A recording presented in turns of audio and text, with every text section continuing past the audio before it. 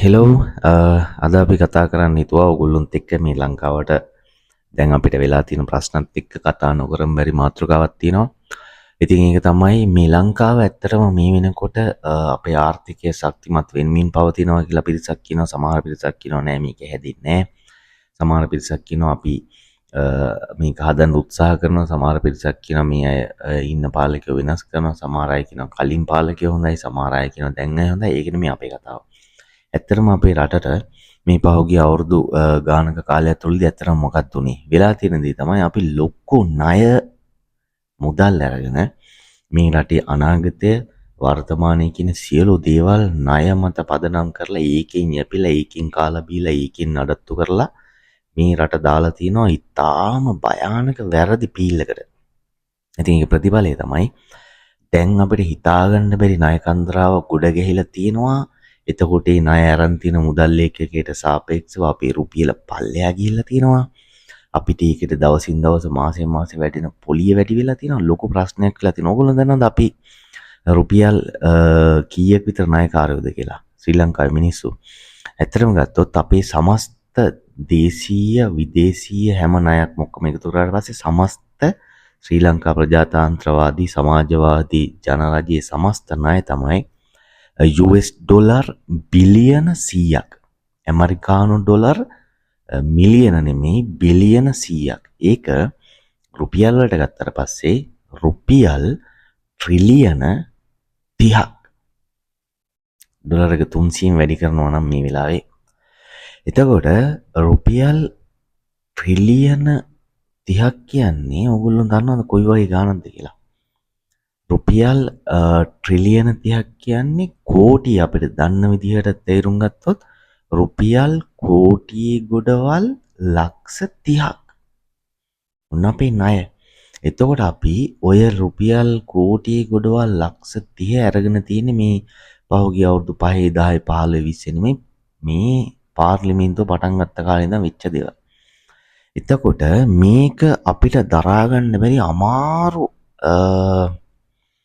ආර්ථික මට්ටමකට ගෙනල්ලා තියෙනවා ප්‍රධාන හේතුවක් මේ ණය ගැනීම. එතකොට ඇත්තට මේ ණය අරගෙන මොකද්ද කරේ? රුපියල් කෝටි ලක්ෂ 30ක් අරගෙන අලුමතරම මේකෙන් ලක්ෂ 15ක්වත් රුපියල් කෝටි ලක්ෂ 15ක්වත් කොහේ හරි ඉන්වෙස්ට් කරලා ආයෝජනය කරලා අලුමතරම පොල් ගස් ටිකක්වත් හදලා තිබ්බනම් දැන් පොල් ගෙඩි හරි හැදෙනවා.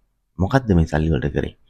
එතකොට වෙලා තියෙන්නේ මේ අරගත්ත ණය වලින් 70%ක්ම වෙලා තියෙන්නේ රාජ්‍ය පඩිනඩි ගෙවීම්, රාජ්‍ය මිනිස්සුන්ට දෙන්න ඕන වරප්‍රසාද, ඒ වගේම මිනිස්යන්ගේ පරිභෝජනෙට. ඒකයි අපි කියන්නේ මේ රටට වෙලා තියෙන මේ ප්‍රශ්නෙට එක රජයක්, එක විපක්ෂයක්, එක දේශපාලන පක්ෂයක්, එක මන්ත්‍රී කණ්ඩායමක්, ඒ වගේම එක රාජ්‍ය නිලධාරීන් පිරිසක් නෙමෙයි සමස්ත ශ්‍රී ලාංකිකයින් ඔක්කොම මේකට වග කියන්න ඕන. ඒතර මේ වගකීමේ වැඩිම උත්තර බඳින්න වැඩිම උත්තර බැඳිය යුතු සාක්ෂි දෙන්න ඕන උසාවියට යන්න ඕන පිරිස තමයි ප්‍රධාන පෙළේ පරිපාලකයෝ. ඒතර ඒගොල්ලෝ කියන දෙත් එක තමයි රට ඔක්කොම තීරණය වෙන්නේ. හරි. එතකොට අපි මේ ණය ගෙවලා ඉවර කරනවා නම් හරි අපි හැම කෙනෙක්ම ඒ කියන්නේ මේ රුපියල් කෝටි ලක්ෂ 30 අපේ රටේ ජනගහනයට බෙදුවොත් එහෙම කෝටි 2.5ක් අතර බෙදලා දුන්නොත් ඔය තනි තනි මේ ණය ගෙවන්න කියලා එක්කෙනෙක් රුපියල් ලක්ෂ 14ක් ණයයි. හැම කෙනාම ඒතර ඔය ගෙදර ඉන්නවා නම් ඔයාගේ චූටි පුතාට අවුරුද්දයි කියන්නකෝ. ඔයාගේ තාත්තට අවුරුදු 50යි, ඔයාගේ සීයාට අවුරුදු 80යි කියන්නකෝ. ඒතර ඔය වගේ සමාජිකයොත් එක්ක ඔයාගේ ගෙදර ඉන්නවා නම් 6 දෙනෙක් හරි 5 දෙනෙක් හරි ඔයා ලක්ෂ 70ක 80ක ණයකාරයෙක් සහිත පවුලක්. ඒතර ඔක්කොටම මේක යන්නේ. අද ඉපදුනා කියන්නේ දරුවෙක්. එයත් ලක්ෂ 14ක් අතේ ණය තියාගෙන තමයි ඉපදෙන්නේ. ඒකයි මේකේ තත්ත්වය භයානක. ඒ නිසා තමයි අපි මේ දේවල් මේ දැන් තියෙන රජ්‍යවල වල දැන් මේකට මොකද්ද දන්නවද ඕගොල්ලෝ මේ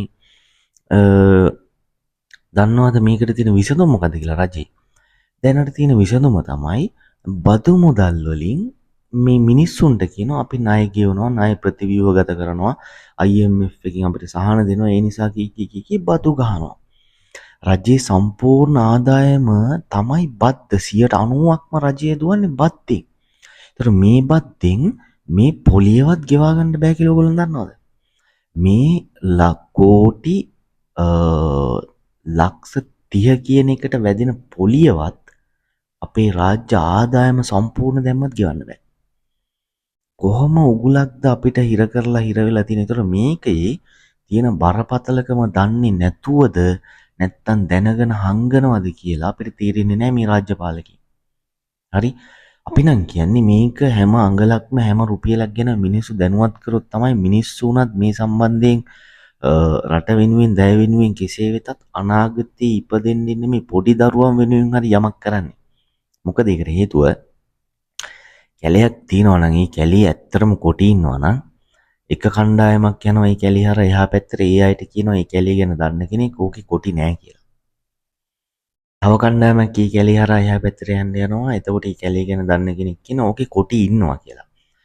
කොටි ඉන්නවා කියලා කැලේ තරණය කරගෙන එහා පැත්තට යන්න උත්සාහ කරන අය කොටි ඉන්නවා කියලා දන්න හින්දා ඒගොල්ලෝ අවධානයෙන් ආයුධ හරි මොනවද අරන් ගිහලා හොඳ අවධානයෙන් ඒ කැලේ තියෙන පොඩි සද්දෙට පව අවධානය යොමු කරමින් ඉතාම ආරක්ෂිත වෙයි කැලෙන් එහා පැත්තට යන්න උත්සාහ කරනවා. මොකද කොටි ඉන්නවා කියලා දන්නවා.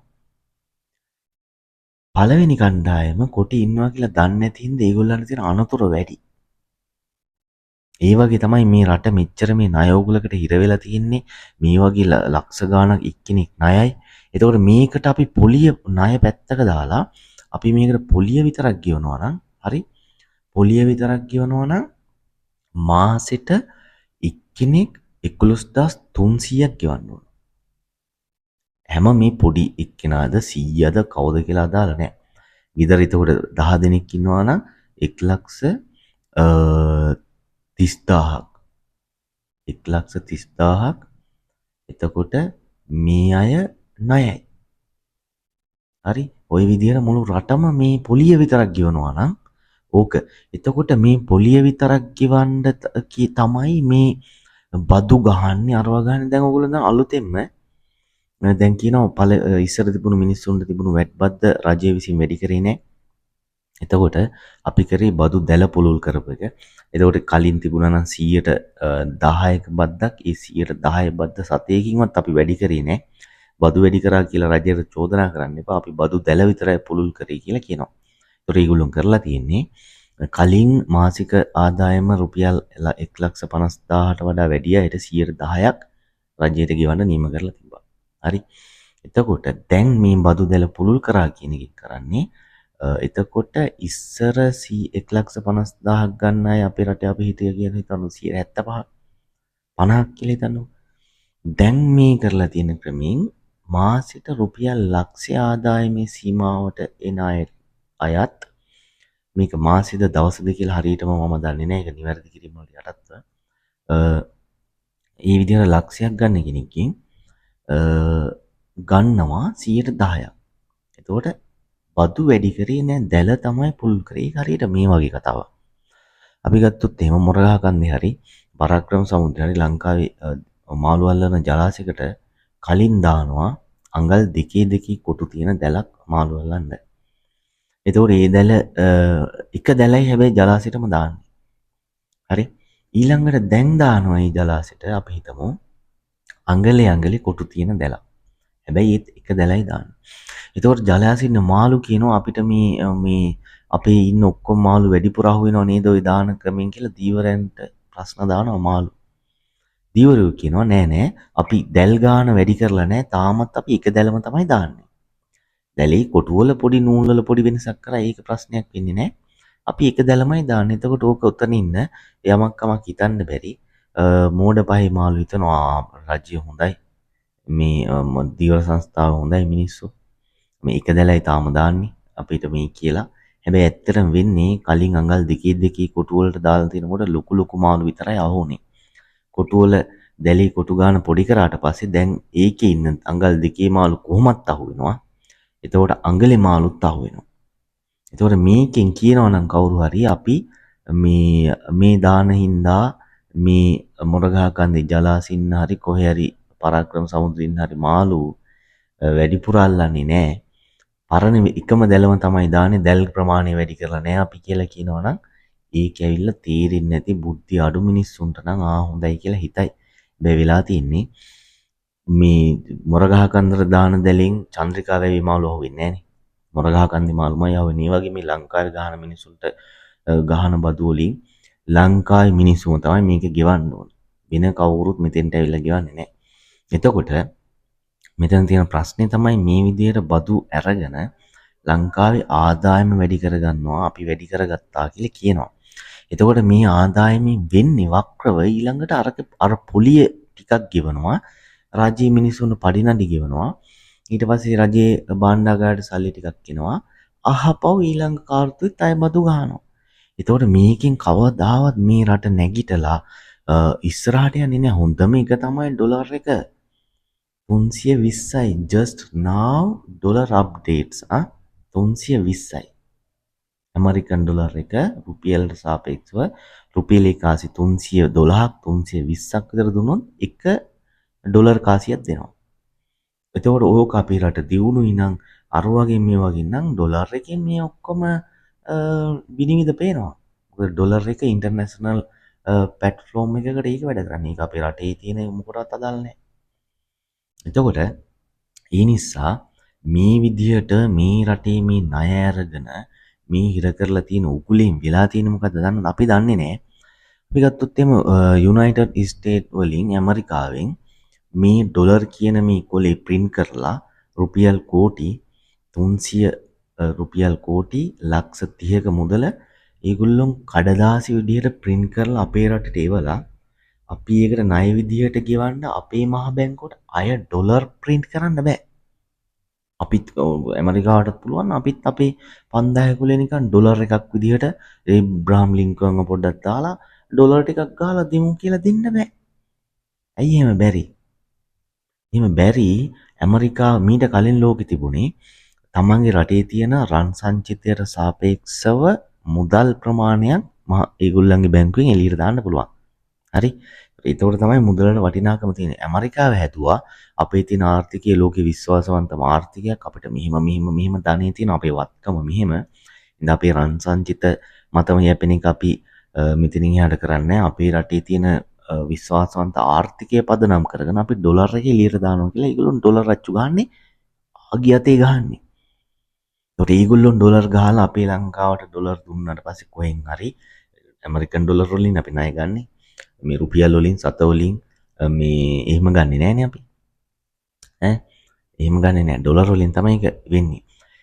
එතකොට ඒ විදිහට අපිට ඩොලර් ආවට පස්සේ අපි ආපහු දෙන්න ඕන ඇත්තටම මහන්සි වෙලා ඇත්තටම වැඩ කරලා ඇත්තටම අනාගතය කැප කරලා ඇත්තටම අපේ ආයෝජන වලට දාන්න තියෙන මුදල් ඇත්තටම මිනිස්සුන්ගෙන් බදුරයි ඇත්ත මහන්සියක් ඩොලර් කරලා තමයි යාළුවට අපි දෙන්න ඕන. මේක තමයි භයානක தত্ত্বය.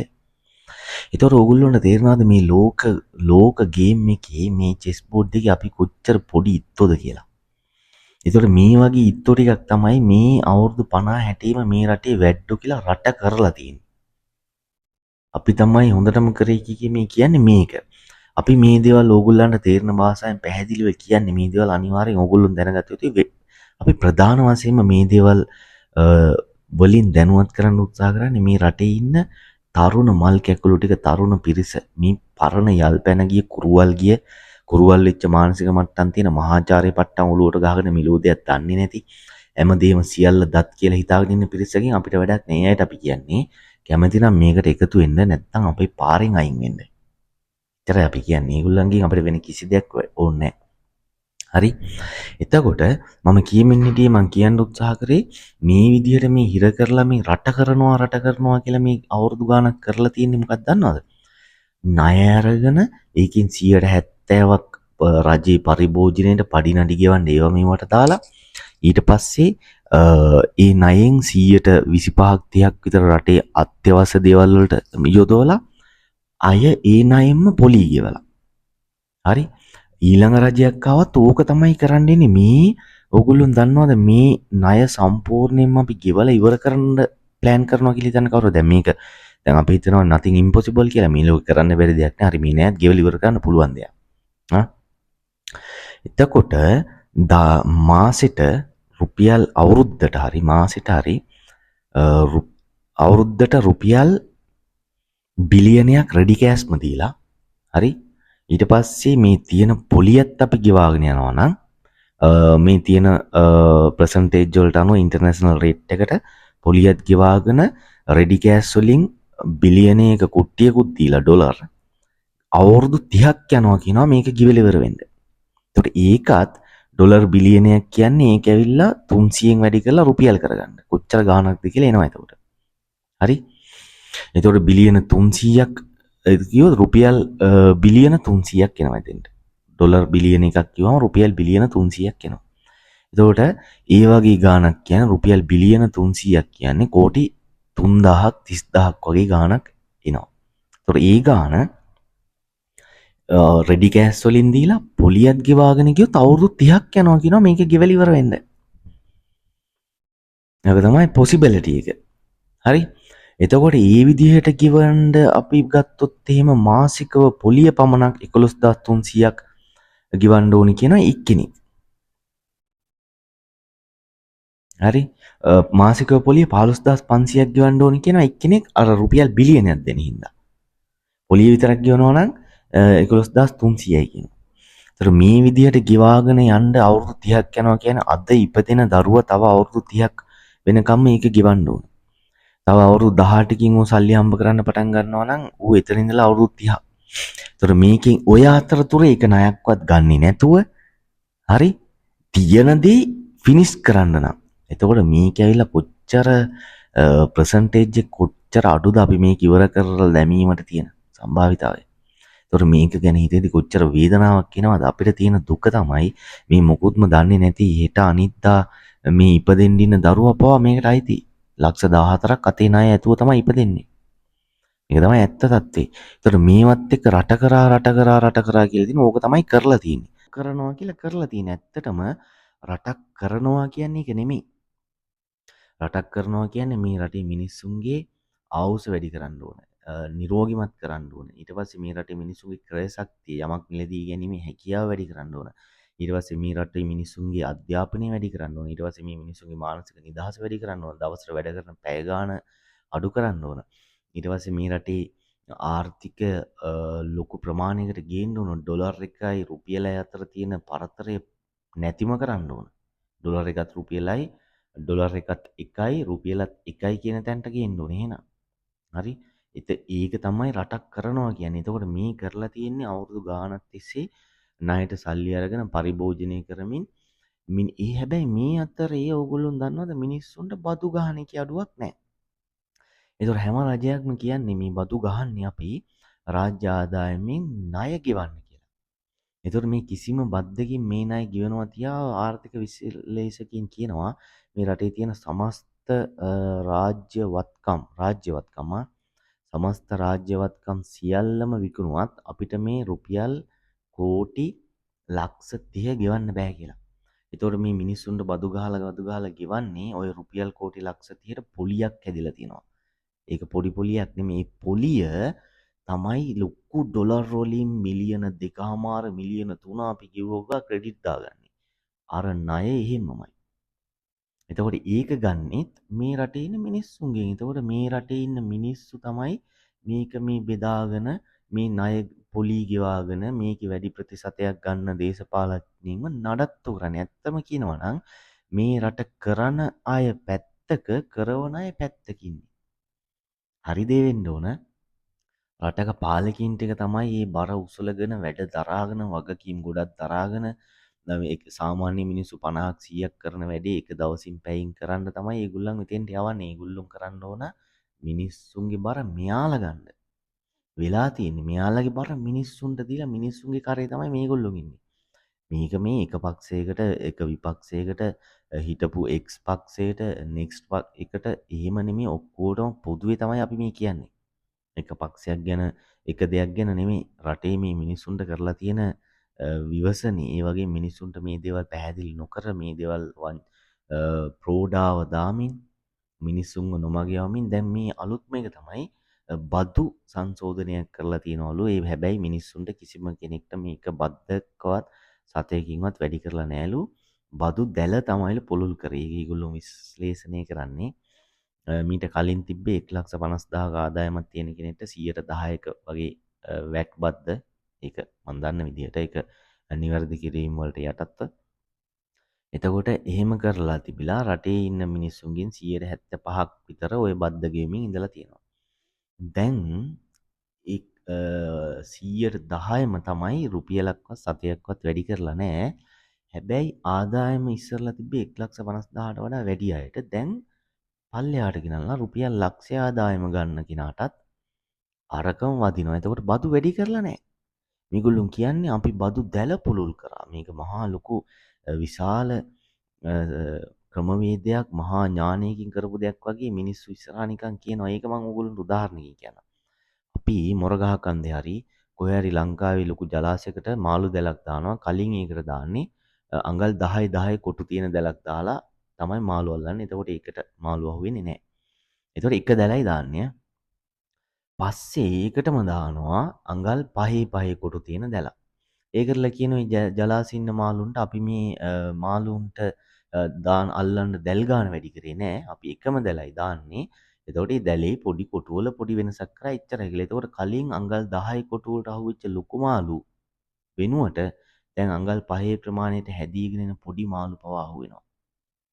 එතකොට මේකෙන් කරලා තියෙන්නේ මේ රටේ ඉන්න මේ මිනිස්සුන්ම තමයි මේ බද්ද ගෙවන්න ඕන. මේ බද්ද අපි කිසිම වැඩි කිරීමක් කරේ නැහැ කියලා මිනිස්සු ඉස්සරහා කියනවා මේක හරි සාර්ථක ක්‍රමයක් වගේ හඳුන්වා දෙන ඒ උනාට වෙන්නේ අර මුරගහකන්දි ජලාශය උදාහරණයක් ගත්තා වගේ ඒකින්න අනාගතේ ලොකු වෙලා ඒ වැවට සේවයක් කරලා තමන්ගේ වැවි ඉන්න තමන්ගේ පැටව ටිකක් බෝ කරලා වැව දිහා ටිකක් කල් දැකලා බදු ගෙවන්න හිටපු මාළු නැත්තම් තමන්ගේ ජීවිතය ගෙවන්න හිටපු මාළු පටන් ගද්දිම දැන් බදු ගෙවන්න ඕන. දැන් ඒකේ උදාහරණයක් ගත්තොත් ඉස්සර තිබුණේ 1,50,000ටනේ. දැන් අපි ගත්තොත් කොත්තු රොටි විකුණන කොත්තු කඩේක කෙනෙක් රුපියල් 1000 කොත්තු 100ක් දවසට විකුණනවා නම් එතකොට එයා අර බද්දට යටත්. දැන් එතකොට රුපියල් 1000 කොත්තු ඉස්සර තිබ්බේ 1000 කොත්තු 150ක් විකුණන්න ඕන. දැන් 100ක් විකුණන කෙනත් යටත්. එතකොට රුපියල් 500 කොත්තු 50ක් වික්කත් එයත් බද්දට යටත්. රුපියල් 250 කොත්තු එයා 250 කොත්තු වලින් වික්කත් ඒ බද්දට යටත්. එතකොට මේ විදිහට මේක ප්‍රොෆිට් එක නෙමෙයි මේකේ ආදායම තමයි මේගොල්ලෝ බලන්නේ. ඒතර මේ විදිහට මේ ගහන බදු සල්ලි වලින් මේගොල්ලෝ රාජ්‍ය ආදායම අපි වැඩි කරගත්තා කියනවා. රාජ්‍ය ආදායම කියන්නේ මිනිස්සුන්ට බදු ගහලා අරකේ කවුන්ට් වෙලා පේන සල්ලි වලින් රජය මේ අපි වැඩ කරා කියලා පෙන්වන එක මේක ඇවිල්ලා රජයේ තියෙන දක්ෂතාවයක් නෙමෙයි. ඒක ඇවිල්ලා මේ මිනිස්සුන්ගේ බෙල්ල මිරිකපු එකේ ප්‍රතිඵලයක්. එතකොට මේ වෙලාවේ මේ කරන්නේ බටර් ගාන පීයකින් අර තියෙන පිඟානේ තියෙන බටර් ඔක්කොම ටික හූර්ලම ගන්නවා. එතකොට මේ ගන්න වෙලාවට මේ පිඟාන පෝසිලන් එකක් හරි සුදු යකඩ එකක් හරි ඒක රත්තරන් රිදී පිඟානක් හරි නම් ඒවා හීරලා ඉන්නේ නැහැ. හැබැයි මැටි පිඟානක් ප්ලාස්ටික් පිඟානක් තියෙන කෙනකින් හුරලා ගත්තොත් මැටි ප්ලාස්ටිකුයි ඔක්කොමත් එක්ක එන්නේ. ඒ වගේ තමයි මේ මිනිස්සුන්ගෙන් බදු අරගන්නවා කියන එක මේ වෙලාවේ සූර්ලම ගන්නෙ. තමන්ගේ තියෙන දේවලුත් එක්ක සීරලා යන්නේ. කාලයක් බදු ගන්නකොට පිඟානක් නැති වෙනවා දුප්පත් කෙනාගේ. එතකොට මේ විදිහට මේ බදු අරගෙන මේ රට සංවර්ධනය කරනවා කියලා කරන්නේ නෑ. ඒකිනුත් අර පොලිය පොඩ්ඩක් ගෙවලා එහෙට මෙහෙට දාගෙන යන එකක් තමයි තියෙන්නේ. එතකොට මේ අපි අද වෙනකොට අපි දන්නවා රුපියල් බිලියන 3ක් මගේ මතකයේ හැටියට බිලියන 30ක් ඩිජිටල් ඩිවලොප්මන්ට් හරි ඒ ඩිජිටල් අමාත්‍යාංශ මොකකට හරි අනාගතේ මේකට කියලා ආයෝජනය කරලා තියෙනවා. ඒකින් ඊළඟට එන ආදායම මොකද්ද? ඒකෙන් ඒ ආයෝජනයේ ප්‍රතිඵලය මොකද්ද? කොච්චර කාලෙකින්ද මොකද්ද කින්දමන්ද කියලා ඒගොල්ලෝ දන්නවා ඇති කියලා අපි විශ්වාස කරනවා. ඒතර මේ වගේ ආයෝජන ඇත්තටම හොඳයි. නමුත් මේ දේවල් වල තියෙන රිස්ක් එක මේක ඉස්සරහට එන දෙන ප්‍රශ්න ඒ සල්ලි වලට වෙන්නේ මොකද්ද කියලා ඒගොල්ලෝ හරි අවධානයෙන් අවබෝධයෙන් පරිහරණය කරන්න ඕන. මොකද අපි ලොකු ණයක් එක්ක යන රටක්. ඕගොල්ලෝ හිතන්න ඔයා ලොකු ණයක ඉන්නවා නම් ලක්ෂ අපි ගත්තොත් කෝටි 30ක වගේ ණයක් තියෙන කෙනෙක් නම් ඔයා. එතකොට ඔයාට ඒ තියෙන කෝටි 30 ණය ගෙවන්න ඔයාට ලේසි පහසු රැකියාවකින් ලේසි පහසු වෙළඳාමකින් බෑනේ. එහෙම කියලා ඔයා කෝටි 30ක් ණය තියෙන කෙනාට ඔයාට පල්ලෙහා ඉන්න මිනිසුන්ගෙන් කප්පන් අරන් හරියන්නේ නැහැනේ රුපියල් 50 100 මෙහි දීපියව මෙහි දීපියව ඒ විදිහට ණය ගෙවන්න ගියොත් එහෙම මිනිස්සු ඔයාට තියෙන බයට දෙනවා කියලා අපි හිතමු. හැබැයි ඒකෙන් ඔයා කරන්නේ අර පුලියයි තමන්ගේ පරිභෝජනයයි විතරයි. එයාට වගකීමක් නැහැ. තව ටික කාලෙකින් මේකට එන ප්‍රශ්නේ මොකද්ද කියලා. ඒ වගේ තමයි අපේ ජනාධිපතිවරු මේකේ වගකීමක් අරගෙන කටයුතු කරන්නේ අවුරුදු 5 ඉන්න දෙන්නේ.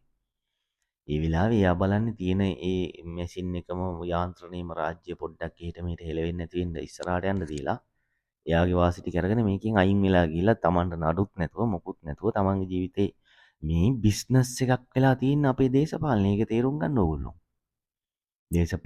දේශපාලිකය කියන්නේ වෘත්තිමය දේශපාලඥයෝ. ඒගොල්ලන්ගේ වෘත්තිය තමයි මෙතෙන්ට ඇවිල්ලා නඩුත් නැතුව මොකුත් නැතුව රටේ ප්‍රශ්නත් විසඳනවා වගේ පෙන්නලා අරවත් පෙන්නලා සංදර්ශන ටිකක් දාලා තමන්ගේ වාසි ටික අරගෙන තමන්ගේ පෞද්ගලික ප්‍රශ්න ටික නඩු හබ ටික විසඳගෙන තව කෙනෙක්ට දෙනවා. එයාත් ඇවිල්ලා එහෙම මේ සංදර්ශනේ මේ සෙල්ලම දිගටම කරන්න බෑ. මේ එන ජෙනරේෂන් අලුතෙන් එන ජෙනරේෂන් හරි භයානකයි. ඕගොල්ලෝ ඊයලත් එක ගනුදෙනු කරන්න නම් මේකෙන් වහම අයින් වෙන්න වෙනවා. ජෙන් සී එකේ මිනිස්සු තමන් හොයාගෙන කරගෙන තමන්ම ගොඩනගාගෙන දෙමාපියන්ට සලකගෙන වැඩිහිටියෝ කියන දේ හරි හොඳයි කියලා අහගෙන යාන්තමට ජීවිතයකට ගහගෙන හිටපු જાතියක් එයාලා. ජෙන් X එකත් ඊට වඩා පොඩ්ඩක් එක්ස්ට්‍රීම්ලි ඒ දේ කරපු අය ඊට වඩා වැඩිපුර. දැන් මේ ඉන්න අලුත්ම ජෙනරේෂන් එක දැන් අපි ගත්තොත් ජෙන් සී එකත් අයිති ඊට පස්සේ දැන් ඉපදෙන්න ඉන්න අය ගැන කතාව තියෙන්නේ ඒගොල්ලොන් ඇල්ෆා ජෙනරේෂන්. ඒතකොට ඒගොල්ලොන් අර ජෙන් X එකේ C එකේ වගේ වැඩිහිටිය අයගේ මාමලාගේ නැන්දලාගේ ඒ දෙයාගේ වල් 100%ම ගිලින්නේ නැහැ මාළු බිලි කොක්ක වගේ. ඒගොල්ලොන් තමන් දේවල් හරිනම් ඒතකොට ඒගොල්ලෝ ඉපදෙද්දිම AI ටෙක්නොලොජි ඔක්කොමත් එක්ක ඒගොල්ලොන් ඉපදෙන්නේ. ඒගොල්ලොන් පොඩි කාලේ නම් මේ දේවල් 아무තේ ඉගෙන ගන්න දෙයක් නැහැ. තාක්ෂණي මුළු ලෝකෙම යාලට විවෘතයි. ඒතකොට ඒගොල්ලොන් තමයි මේ ඊළඟට මේ රටේ පාලනය හැමතැනටම එන්න ඉන්නේ. ඒතකොට ඒගොල්ලොන්ත් එක්ක ඔයාලා සෙල්ලම් කරන එකට අපි කැමති නැහැ. ඒගොල්ලොන්ට මේ ණය බාර තියෙන එකට අපි කැමති නැහැ. ඒගොල්ලන්ටත් මේ රට මේ විදිහටම බාර දෙන එකට අපි කැමති නැහැ. ඒ නිසා මේ පාර්ලිමේන්තුවද මේ ඉන්න විපක්ෂයේද නිලධාරින්ද කියන දේ නෙවෙයි මුළු රටක්ම විදිහට අපි හැමෝම මේ දේට වග කියන්න ඕන. එතකොට මේ ණයට මේ මුළු රටම යටත්. එතකොට අපිට මේකින් ගැලවෙන්න මේක ගෙවන්න නැතුව ඉන්න බෑ.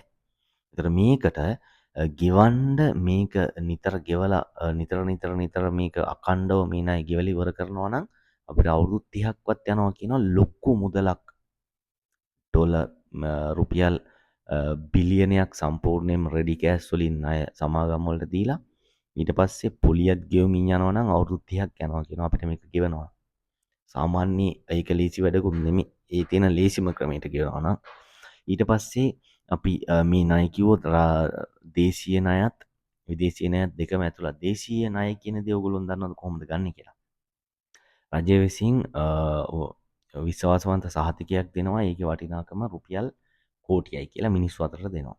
මිනිස්සු ඒ කෝටියේ වටිනාකම සහතික පත්‍රය ගන්නේ ලක්ෂ 95ක් ලක්ෂ 90ක් විතර දීලා. තමන්ගේ අතර ගණන් කරන රජයට සල්ලි දෙනවා. ඊට පස්සේ ටික කාලෙකින් ඒ සල්ලි අහපව් අර බැඳුම් ඒකට කියන්නේ බැඳුම් කර බිල්පත්. එතකොට මේ බිල්පත අහපව් රජයට ගිහින් දීලා මෙයා රජයට දුන්නේ ලක්ෂ 95යිනේ. රජය විසින් සම්පූර්ණ කෝටියක මුදලක් අහපව් දෙනවා. අන්නේ වාසිය හින්දා දේශීය මේ සල්ලි තියෙන මිනිස්සු රජයත් එක්ක ওই විදිහට ගනුදෙනුවක් කරන එකට කියනවා දේශීය ණය කියලා. ওই විදිහට ලොකු බැඳුම් කර බිල්පත් එළියට දානවා. ඒතර ওই විදිහට රජයේ ලොකු ආදායම මිනිස්සු අතේ තියෙන ඇත්ත සල්ලි රජයේ ඇතුළට ගන්න ක්‍රමයක් ඒක. ඇපයක් මත. ඒතර ওই විදිහටත් අරගෙන තියනවා කියනවා අර අපි කතා කරපු රුපියල් කෝටි ලක්ෂ 30න් 117ක් විතර 120ක් විතර අපි කියලා ගත්තොත් රට ඇතුළේ ලොකු ණයක් මේ වෙනකොට අර විදිහට බැඳුම් කර බිල්පත් එළියේ තියෙන ඒවට සල්ලි රජය දෙන්න ඕන. ඒතර මේ හැම දෙයකින්ම කරලා තියෙන්නේ 70%ක්ම පරිභෝජනයයි රජයේ පඩි ගෙවන එකයි නඩත්තු කටයුතු යවුවා. ආයෝජනයක් අනාගතේ සල්ලි එන දෙයක් ඊළඟ පරම්පරාවලට යහපතක් හදලා කවුරුත් නැහැ. මේ රට කරනවා කියන්නේ ඕක සරලව කියනවනම් මේ මොන නම්බර් වලින් බිලියන ගණන් ට්‍රිලියන ගණන් අපි ආදායම් කරා කිව්වට වැඩක් නැහැ. ඩොලර් එකේ මොකද්ද මේකේ තත්ත්වය කියලා ඇත්ත තත්ත්වය ඩොලර් එකේ ගාණෙන් අපිට හොයාගන්න පුළුවන්. ඩොලර් එක 320යි. මේ වෙද්දි. එතකොට ඩොලර් එකට රුපියල් 1320ක් දීලා 1 ඩොලර් කාසියක් අපි ගන්න ඕන තත්ත්වයක් තියෙන්නේ. රුපියල් 1320ක් දෙන්න ඕන. රුපියල් 100කොල 3කුයි 20කොලේකුයි දෙන්න ඕන. එකකට. එතකොට ඕක තමයි රුපියලට තියෙන වටිනාකම ජාත්‍යන්තර මුදල් ඒකකයේ. ඉතින් එතෙන්ට ලං වෙන්න 300 ගුණයකින් පල්ලෙහා ඉන්නේ. ඒතකොට එතෙන්ට ලං වෙන්න රටේ බදු ගහලා අරවා මේවා කරලා මිනිස්සුන්ගේ බෙලි මෙරකලා හරියන්නේ නැහැ.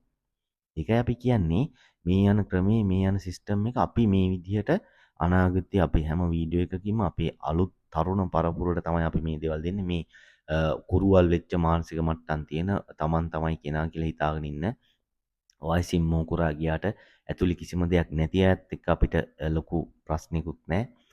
තරහකුත් නැහැ, හිතවත්කමකුත් නැහැ. හැබැයි මේ පොඩි අනාගත පැටව ගැන අපිට ලොකු කැක්කමක් තියෙනවා. ඒ ළමයි වෙනුවෙන් තමයි ඒ අනාගතේ මේ රට බාර ගන්න ඉන්න පිරිස වෙනුවෙන් තමයි අපි මේ දේවල් කියන්නේ. අපි දිගින් දිගටම මේ දේවල් කරනවා. අපි මේ විදිහට නිවැරදි දත්ත, නිවැරදි තොරතුරුත් එක්ක අපි ඕගොල්ලන්ව දිගටම දැනුවත් කරනවා. මේක ඕගොල්ලොන්ගේ නාලිකාව මේකට එකතු වෙන්න හැමෝම අපි ආරාධනා කරනවා. ඒ වගේම මේකට බාධා කරන අය ඉන්නවාට අපි කියන්නේ කැමති නම් අපිට එකතු වෙන්න නැත්නම් අපේ පාරෙන් අයින් වෙන්න. ඒක තමයි අපි ඕගොල්ලොන්ට කියන දේ අහිංසක විදිහට. ඒ වගේම අපිට මේ channel එකේ මේ වගේ දේවල් ඉදිරියට කරගෙන යන්න උදව් කරන සියලු දෙනාටම අපි ස්තුතිවන්ත වෙනවා. අපි සතුටු වෙනවා අපිත් එක්ක ඕගොල්ලෝ අපේ අදහස් බෙදා ගන්නවට. ඒ වගේම අපි මේ අද කතා කරපු මාතෘකාව තොරතුරුත් එක්ක ඕගොල්ලන්ට මොනවා හරි තව විශේෂ විස්තර ඕගොල්ලන්ට විස්තර විභාග වශයෙන් දැනගන්න ඕන නම් අපිත් එක්ක ෂෙයා කරන්න, කමෙන්ට් කරන්න. අපි මේ දේවල් උත්තර ඕගොල්ලන්ට ඉක්මනින් ලබා දෙනවා. ඊළඟ වීඩියෝ වලින් අපි ලබා දෙනවා. ඒ නිසා ඉදිරියටත් අපි මේ ණය මුදල පිළිබඳව අපි අද කතා කරා. ඉස්සරහට අපි වීඩියෝ වලින් කතා කරන්න හිතනවා. කොහොමද මේ ණය උගුලෙන් අපේ රට ඉක්මනටම බේර ගන්නවා නම් අපිට තියෙන ලේසිම සහ පහසුම ඒ වගේම ස්මාර්ට්ම ක්‍රමය මොකක්ද කියලා අපි ඒක කතා කරන්න බලාපොරොත්තු වෙනවා. ඉතින් ඊළඟ වීඩියෝ එක එනකන් රැඳී සිටින්න සියලු දෙනාට සුබ අනාගතයක්. Thank you very much.